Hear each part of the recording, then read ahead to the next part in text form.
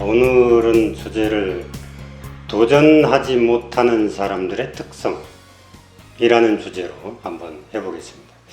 제가 이 주제를 왜 잡았냐면 요즘에 이제 상담을 오는 분들이 또 내년에 하겠습니다. 아니면 지금 이제 아르바이트를 하고 있는데 그게 끝나면 새롭게 도전해 보는 게 어떨까요? 라고 자꾸 연기를 해요.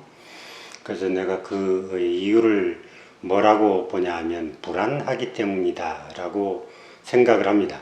실제로 자기들도 불안하기 때문에 그걸 못한다. 그럴 때 더 나아가면 이제 두렵다 이런 얘기를 해요. 미국인의 3분의 1이요. 창업자의 3분의 1이 비행기에서 뛰어내리는 것보다도 창업하는 게 더 두렵다. 이런 통계가 나온 적이 있어요. 우리나라도 직장인들이 이직을 많이 하고 싶어 합니다. 아무래도 바깥이 더 좋아 보이잖아요. 자기가 지금 있는 곳보다. 그런데 그 이직을 하겠다고 마음먹은 사람들 가운데 실제로 이직을 하는 사람은 20%가 채 안 돼요. 강제로 쫓겨나기 전까지는 어떻게든 붙들고 있으려고 하죠. 그게 왜 그럴까요? 새로운 시장에 대한 두려움 때문에 그렇죠. 그래서 저는 이 두려움이 뭘까라는 생각을 자주 해봤습니다. 그래서 지금부터 이제 제 경험을 가지고 얘기를 한번 해보죠. 처음에 제가 자전거를 탈 때요. 조금 가다가 넘어지고 조금 가다가 넘어지고 이렇게 했는데 가만히 지금 와서 생각해 보면 중심을 잘 잡지 못해서라기보다 속도가 너무 빨랐던 것 같아요. 그러니까 제가 이렇게 하다 보면 걸어가는 것보다 훨씬 속도가 빠르니까 그것에 대해서 내가 감각이 익숙해지지 않았던 거죠. 자동차를 처음 운전할 때 제가 아주 작은 사고들이 있었어요. 뭐 접촉사고.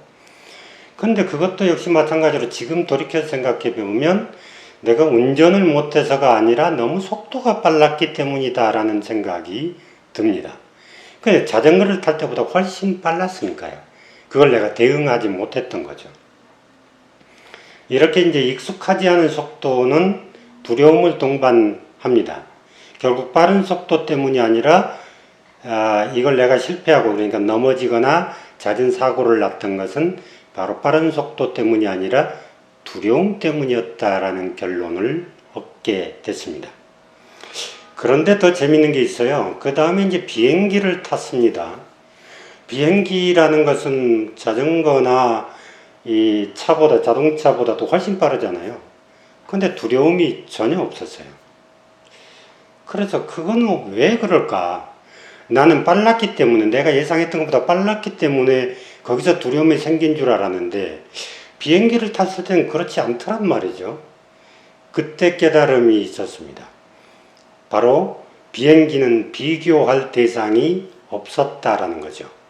그러니까 자전거는 옆에서 어떤 고정된 물체가 있고 자동차도 있기 때문에 내가 빠르게 가는 것을 내가 직접 느끼게 되잖아요.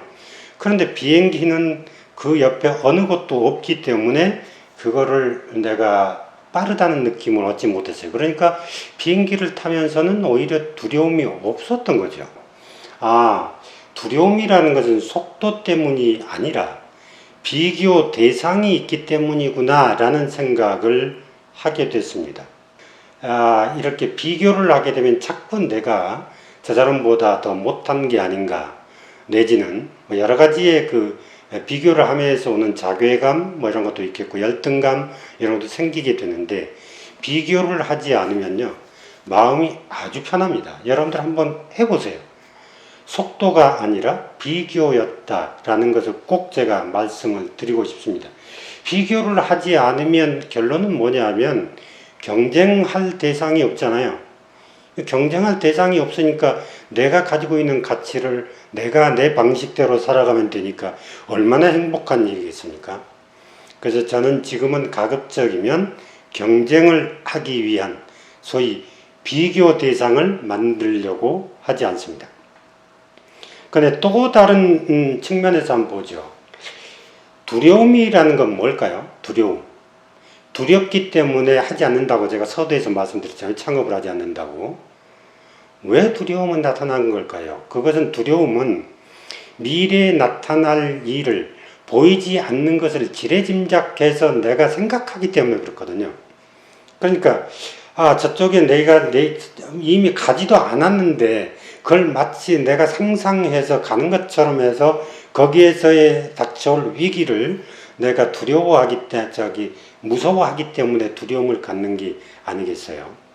그러니까 우리는 보이지 않는 것을 두려움을 갖지 않으려면 보이지 않는 것을 보이게 만들면 두려움이 없어질 거 아니냐, 이런 생각을 쉽게 할 수 있을 것 같습니다. 그래서 여러분들이 창업을 하거나 새로운 직업을 갖거나 할 때는 나는 꼭 두 가지의 점을 꼭 주문하고 싶어요. 하나는 내가 좀 계획을 철저히 세워서 이걸 그 다음 단계별로 계획을 세워서 그것이 보이도록 서류상으로라도 만들어주자.